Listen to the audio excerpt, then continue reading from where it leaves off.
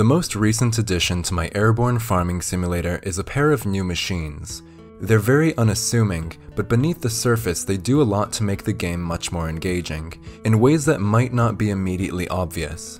These machines are the Shredder, which is able to pulverize certain items into a fine powder, and the Enricher, which is able to combine different types of powder with certain items to make them more valuable. In this devlog, I hope to explain exactly how these machines work and why they're so beneficial to the gameplay. The Shredder was definitely the easier of the two to work on, and was designed specifically to facilitate the Enricher. It currently only works with the meteorites I introduced in the last devlog, but I could easily imagine adding more compatible objects to get interesting powders from. Its functionality is about as simple as it looks. You put something inside and then it's grinded up. One hidden detail is that it has a much longer operation time than other machines, so it takes about 30 seconds to destroy an object, whereas other machines usually finish in under 15. This means that you're rewarded for stockpiling powder, at the cost of forfeiting the raw materials, which might be useful in other contexts. The Enricher also stands out in that it requires two types of inputs, being the object to enrich and the powder to do the enriching. Currently there is only one enrichable item, which is the Cetarium chunk. As a reminder, this is produced by collecting the Cetarium floating in the air and passing 10 of them through a compressor. There are multiple types of powder you can use, which are the previously mentioned meteorite powder, as well as quartz powder. These can be used to produce meteoric Cetarium chunks and quartz Cetarium chunks respectively, with the meteoric one being the much more valuable of the two. Unlike the meteorite, there's no quartz to shred into a powder, and that's by design.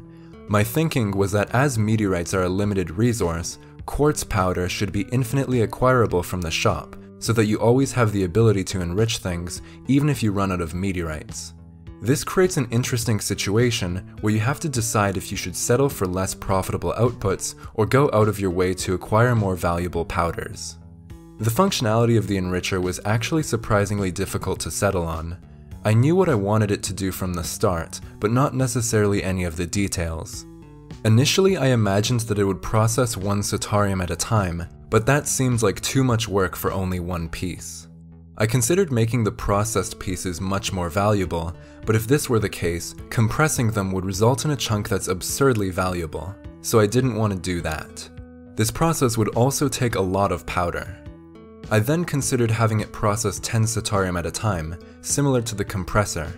This would solve my problems, but I realized that as a single Cetarium chunk was made with 10 Cetarium as well, it would make more sense to just use chunks as the input. This also creates a clear progression of product tiers, from raw Cetarium to chunks to enriched chunks.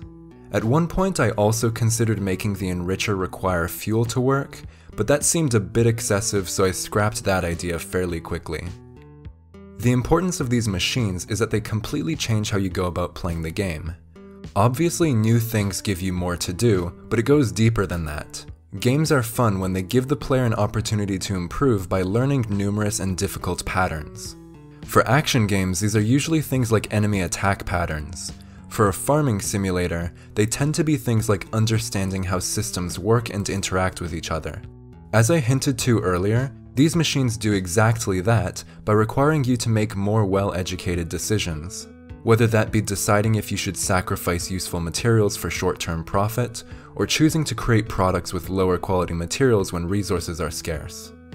As an example of what kind of feature doesn't do that, I'd like to cover a machine that I was planning to add but decided not to, called the generator. It would have collected small Cetarium particles to generate more Cetarium over time, in addition to the Cetarium that's already in the air. It sounds like an interesting concept, but there's a very simple reason I didn't add it. With the generator, there's simply not very many interesting decisions to be made. Each one generates a fixed amount of value, no matter how many resources are in the environment, so the strategy would just be to add as many as you can, unless something else can use that tile better. That doesn't sound like a very interesting or pleasant way to play, which is why it's not in the game. Lastly, as I've been adding so many sellable items, I also decided that it was time to update the game's economy. One change I made was to massively downscale item values, so for each piece of Cetarium, you get 10 cents rather than $1.